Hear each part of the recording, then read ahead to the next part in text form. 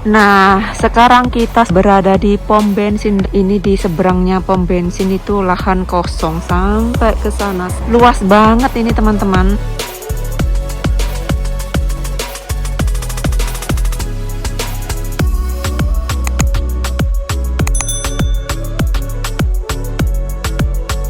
Keren ya tempat pom bensinnya, ada mainannya di sini.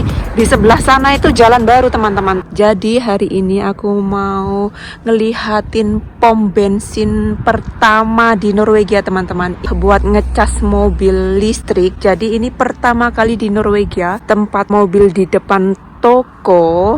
Nah ini pizza satunya itu kalau dirupiahin yang ini nih 74.000 rupiah. Dan banyak kameranya ke samping ya. Yang bensin dan diesel sebelah sana itu di belakangnya. Biasanya di pom bensin di Norwegia itu semua yang seperti ini di depan, tapi yang ini nih di belakang. Dan ini cuman 3 saja teman-teman, yang banyak malah buat ngecas mobil, yang casan mobil, ya Allah. Dan yang ini untuk mencuci kaca. Pom bensin lainnya juga ada teman-teman, tapi ini nih bedanya, yang bensin cuman 3 dan ditaruh di belakang toko gitu. Ini jalan untuk mencuci mobilnya, kita ngantri di sini. Seolah-olah itu kita mobil terus mau mandi gitu, tempat cuci mobilnya masih meling-meling ya karena baru. Banyak kameranya, di mana-mana kamera masuk kamera. Di sini juga kalau beli bensin ataupun diesel itu gratis es krim teman-teman, tapi belinya harus 20 liter sampai tanggal 31 bulan 5 lah. Cepet banget. Kalau ada membernya baru ada diskon, kalau enggak ya enggak. Kita lihat yuk harga bensin di Norwegia berapa. Tapi harga bensin itu naik turun nggak selalu sama. Yang sebelah atas itu yang 15,59 itu bensin, kalau dirupiahin sekitar 26.700 perak. Dan yang di bawah yang 14 itu diesel, itu 1 liternya 24.600 perak. Dan di Norwegia itu kalau beli bensin itu ngisi sendiri, bayar sendiri. Sana itu tempat cuci mobil, nyuci sendiri juga. Dan ini tokonya besar. Ini yang kerja hanya 2 saja. Dari tadi kita sudah di sini tuh cuman ada 2 orang saja yang kerja. Dan di sini ini penyedot debu. Ini nggak gratis teman-teman, bayar. Ini ada lubangnya nih, pasti bayar ini. Nih ada lubangnya. Ini untuk mompa gratis kalau mompanya di sini. Gratis atau bayar ya? Enggak tahu. Mungkin gratis. Dan ini buat ngecas ini khusus mobil listrik saja ya teman-teman, bukan hybrid, bukan separuh bensin, separuh listrik, bukan, hanya khusus listrik saja. Dan ada pencucinya, jadi bayar sendiri juga di sana. Mau lihat lebih dekat? Ini buat nyucinya gratis, digosok-gosok gitu. Ada penyedot debu di sini. Ini teman-teman, keren ya.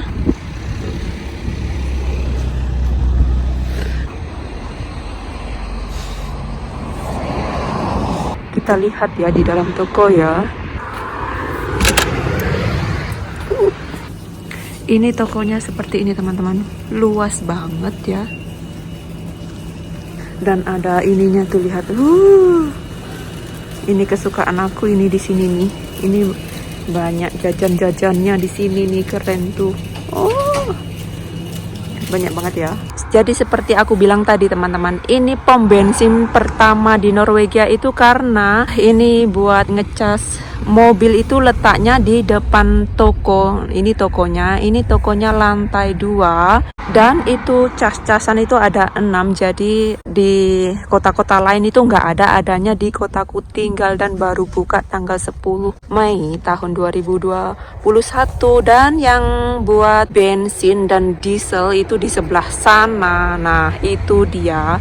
Semua toko bensin itu yang bensin sama dieselnya itu di depan toko, tapi yang ini di belakang toko. Hai semua, kita berjumpa kembali dengan Muda di sini. Nah, hari ini aku akan berbagi cerita kisah kehidupan kepada semua teman-teman di sini. Siapa tahu ada yang mau mendengarkan aku cerita, pengen tahu bagaimana kehidupan aku bersama suami Norwegia gimana. Jadi kita langsung saja ya. Semoga teman-teman semua selalu sehat, bahagia, dan tidak kekurangan suatu apapun bersama keluarga tercinta. Jadi sesuai dengan judulnya, alasan aku pindah ke Norwegia, terus suami dapat PHK. Kita langsung saja ya. Aku nafas dulu ya teman-teman. Ini aku kok grogi. Karena ini pertama kali aku bercerita di sini teman-teman. Jadi aku grogi. Awal mula itu aku mau ngikut suami. Tentu saja aku harus ngikut ya. Soalnya kan aku istrinya. Itu susah banget teman-teman. Gimana nya susah ya, karena di Norwegia itu beda banget, apalagi aku ada anak kecil yang masih kecil tinggal di Norwegia itu nanti kuat enggak, dinginnya itu, cuacanya di Norwegia itu kan ekstrim ya, dinginnya pol, musim panas, kalau musim panas itu panasnya nyelekit, kalau musim panas nggak apa-apa buat anak kecil, kalau dinginnya itu loh, waktu musim salju itu sampai 20 minus 20, ada yang lebih. Pertama-tama itu aku tanya anakku mau, tapi kan namanya anak kecil kalau belum pernah pengalaman apa saja mau ya. Kita saja walaupun belum pernah pengalaman terus pengen gitu, oh ya ke sana padahal belum pernah pengalaman tapi sudah oh ya gitu ya.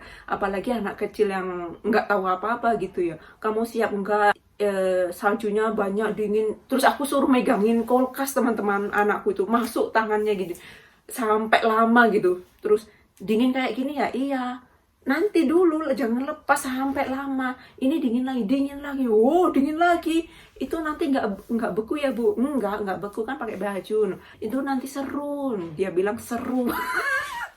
Namanya anak kecil ya, katanya seru. Terus aku milih pindah ke Norwegia itu karena pendidikan bagus, anak-anak di semua negara pasti ada pendidikan bagus ya. Aku maksud itu di Norwegia itu bagus buat anak-anak kecil, pertumbuhannya gitu loh teman-teman, bagus. Apalagi nanti kalau aku sudah tua, aku sudah nggak ada, jadi bagus buat anakku sendiri.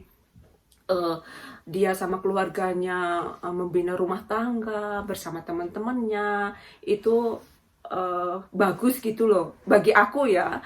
Sebelum aku pindah ke sini itu aku di Jakarta teman-teman, di Jakarta, tapi nggak betah di Jakarta. Anakku itu di sana sekolah itu malu-malu, nggak nangis sih, nggak gimana gitu loh. Terus akhirnya aku pindah di sana. Aku juga di Jakarta nggak begitu betah teman-teman, karena rame. Aku tinggalnya nggak di kotanya, ada yang di sana bisa lihat kebun gitu, tapi itu rasanya nggak seret gitu loh. Terus akhirnya aku pindah ke Bali, terus ke Bali cocok, anakku bahagia di sana, sekolah seneng. Sekolah itu anakku waktu itu masih TK teman-teman, jadi itu aku ngantar ke sekolah cuman 1 hari, habis itu anakku sekolah sendiri, berangkat sendiri, pulang pergi sendiri. Terus aku tanya, gimana kamu, suka nggak? Suka. Gimana sama gurunya, suka nggak? Sama ini suka, semua suka gitu. Anakku itu kalau nggak suka itu kalau di sekolah diam teman-teman, nggak bilang nggak suka, nggak, diam, ada rasa takut, terus nggak mau sekolah. Itu pasti dia takut, dia nggak seret gitu loh dia. Tapi anakku itu nggak bisa ngomong, tapi kan bisa dilihat kalau anak gimana gitu ya. Terus akhirnya aku tuh mau pindah enggak ya, tapi aku sebagai istri kan aku juga harus ngikut suami ya, gimana. Tapi itu tadi teman-teman, serba beda, makanan beda.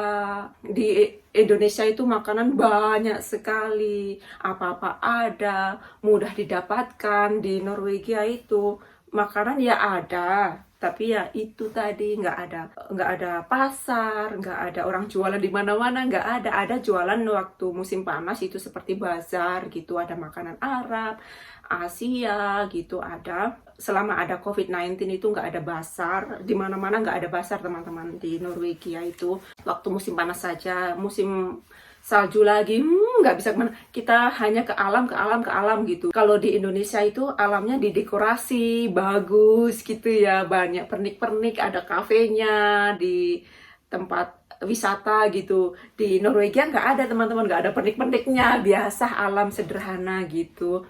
Dan namanya beda ya, negara juga beda, kultur beda, aku saja beda, dari makanan aja beda. Nah, akhirnya aku putuskan pindah ke Norwegia, ikut suami bisa hidup bersama, anak bisa sekolah di Norwegia, bisa tahu gimana kultur di Norwegia, menempuh pendidikan di Norwegia, cocok banget buat anak-anak kecil. Dan sebagai istri juga aku harus ngikut suami, masa sudah nikah harus sendiri-sendiri, itu kan nggak afdol. Romantisnya nggak serak gitu loh, nggak marem gitu kan. Kalau satu rumah itu kan romantisnya marem, keluarganya marem, bahagianya itu perfect gitu loh. Dan suamiku nggak bisa pindah ke Indonesia, teman-teman. Anakku siap di negara kutub utara, negara paling dingin, menusuk-nusuk. Itu sudah siap aku, walaupun berat juga. Beratnya kenapa ya, itu tadi beda kultur, beda apa-apa, beda. Bagi aku itu nikah itu cepet, teman-teman. Gampang, mudah nikah itu. Karena kenapa nikah itu cuman ya dandan, habis itu ke kantor, ijab, kabul, sah, bar gitu kan. Yang susah itu menjalankan pernikahan dengan orang yang berbeda, sifat beda, apa-apa beda, satu atap setiap hari, minggu, bulan, sampai tahunan, sampai tua, sampai akhir hayat. Jadi itu yang paling susah itu, apalagi di awal-awal pernikahan itu ya susah, pasti susah, tapi inilah kehidupan.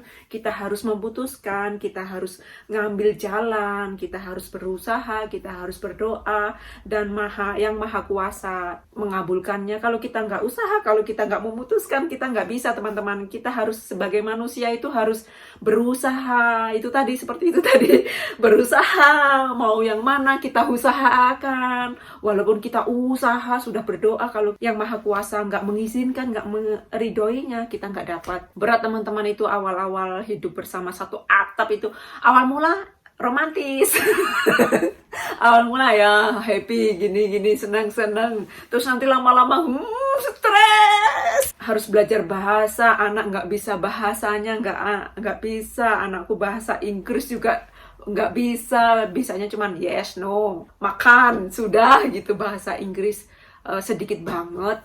Tapi anak-anak kecil itu sangat cepet banget belajar ya, mengopi itu cepet banget. Jadi rasanya nggak sabar rasanya, tapi itu tadi, ini sudah keputusan. Berat, teman-teman, dikira mudah menikah sama orang bule, berat, teman-teman. Aduh, enaknya menikah sama orang lokal saja, teman-teman.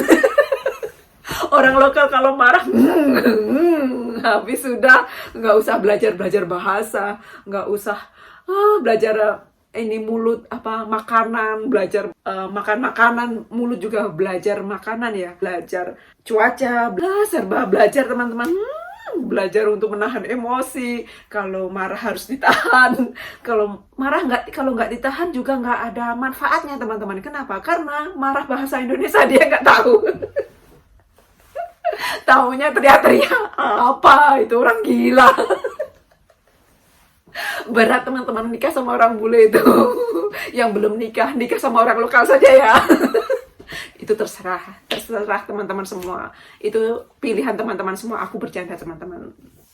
Terserah teman-teman mau nikah sama siapa saja, silakan. Yang penting disukai, yang penting dimaui gitu ya, nggak ada paksaan. Setelah kita pindah beberapa bulan ya, sama tahun, teman-teman, itu suamiku hilang pekerjaan. Ya Allah, itu aku stres sama stres, teman-teman. Wah, aku kurus kering gitu. Maklum ibu-ibu ya, kalau baru pindah terus punya anak, suami kerjaan di PHK gitu, nggak bisa makan. Tidur. Mikir berat, ya Allah, apa-apa mahal di Norwegia itu, apa-apa mahal bagi aku ya. Paling mahal itu bagi aku, yang pernah aku ceritakan juga di video-video sebelumnya, itu makanan itu bagi aku mahal di Norwegia. Kalau beli pakaian itu murah. Make up itu murah bagi aku, tapi yang mahal itu tadi, makanan sama potong rambut di salon bagi aku mahal. Jadi makanya aku nggak pernah ke salon, teman-teman. Itu tadi, suami aku hilang pekerjaan. Tapi hilang pekerjaan itu sudah diwanti-wanti waktu itu kan, waktu krisis-krisisnya itu, teman-teman. Waktu apa ya itu, aku nggak mudeng itu. Aku itu nggak mudeng soal bisnis tinggi nurun naik itu, nggak paham, teman-teman. Minyak mahal murah itu pahamnya, yang denger murah mahal, oh iya sekarang turun, oh tak turun, pahamnya begitu. Tapi kalau ini nggak paham aku orangnya. Maklum orang kampung teman-teman, taunya ada makanan beli yang murah, yang penting ada makanan di meja buat anak sama suami, kecukupan buat harian, taunya begitu. Kalau suruh ngurus bisnis itu aku nggak paham. Jadi taunya itu waktu itu banyak sekali yang di PHK teman-teman, bukan hanya suamiku saja, banyak sekali perusahaan lain itu waktu itu krisis moneter apa ya? Tahun 2016 ya, itu aku pindahnya ke sini itu tahun 2016 teman-teman. Pindahan ke sini itu banyak sekali yang di PHK di tempat kerjanya suami itu, sampai banyak sekali. Aku lupa soalnya sudah banyak tahun, dan aku itu waktu itu nggak pahamnya waktu stres-stresnya itu teman-teman. Waktu stres-stresnya pindah, nggak masuk di otak. Masuk sini keluar sini itu dikeluarin itu 6 bulan sebelum itu sudah didapat pengetahuan dari perusahaan gitu teman-teman. Jadi nggak ada kerjaan 6 bulan itu juga dapat gaji. Tapi walaupun dapat gaji, namanya seorang istri, apalagi aku punya anak, aku waktu pertama-tama itu sedih teman-teman. Bukannya sedih gimana ya, aku merasa ya Allah, suami aku nggak ada kerjaan. Walaupun di 6 bulan dapat gaji itu gimana ya, terus suami cari-cari kerjaan gitu, terus alhamdulillah di sama tahun suamiku dapat kerja, alhamdulillah teman-teman. Itu aku seneng banget. Jadi itu walaupun suamiku sudah bilangin aku jangan mikir, nggak usah dipikir. Dan suami aku itu sudah bilangin banyak kali, nggak usah mikir, semua itu ada jalannya. Aku nanti cari kerja, jangan dipikir, nggak usah aneh-aneh, yang penting kamu mikir kamu sendiri.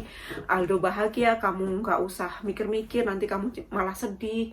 Kamu ambil yang kamu suka saja, mau jalan-jalan silahkan. Suami aku itu silahkan, mau ke kota silahkan, mau ke ibu kota, mungkin mau refreshing silahkan. Kalau suami kerja dia nggak ikut, sama anak saja gitu. Nanti sudah jalan-jalan terus pulang lagi keingat, ya Allah suami kehilangan pekerjaan gitu. Namanya maaf namanya istri ya, itu membayangkan ya Allah hidup di Norwegia, suami nggak ada kerja, apa-apa mahal ya Allah gitu.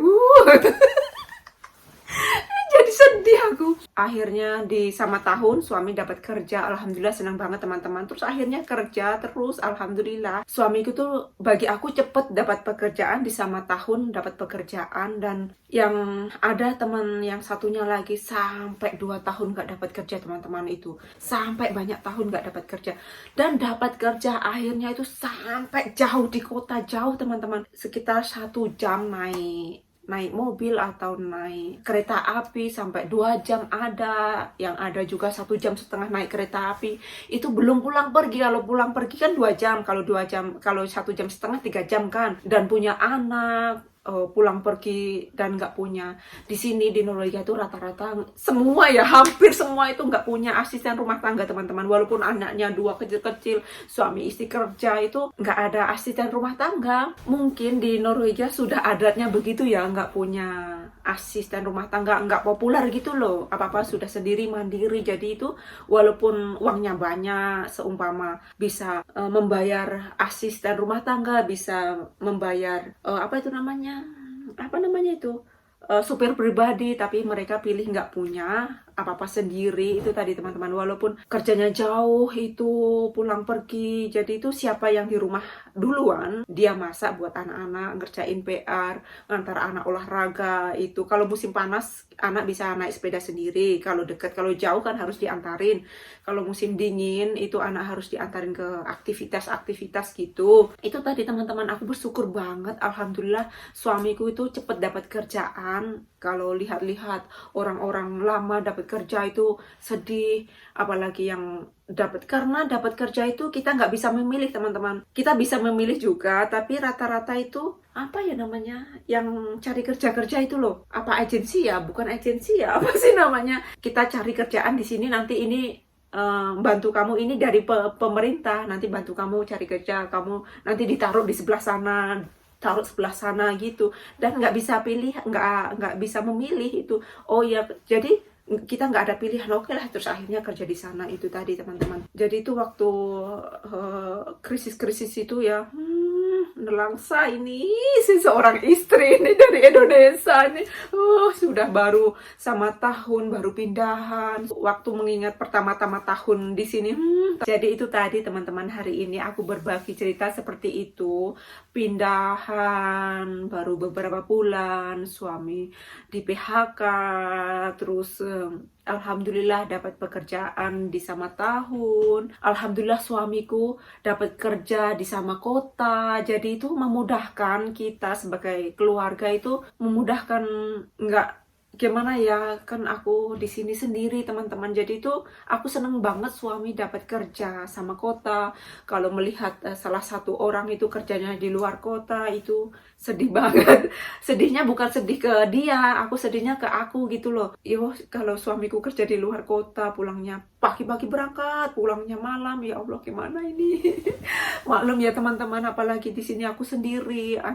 Aku cuma sama anakku itu tadi. Kita sudahin dulu cerita hari ini, lain kali kita cerita lain lagi ya. Semoga cerita hari ini menghibur dan bermanfaat. Kita jumpa kembali di video selanjutnya. Silahkan like, subscribe, komen, dan share.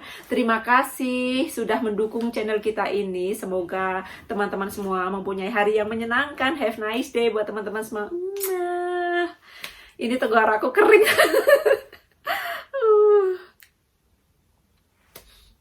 Ini ada gasnya juga. Mau beli gas otomatis juga ada. Terlihat keren banget. Semakin maju kotaku tinggal teman-teman.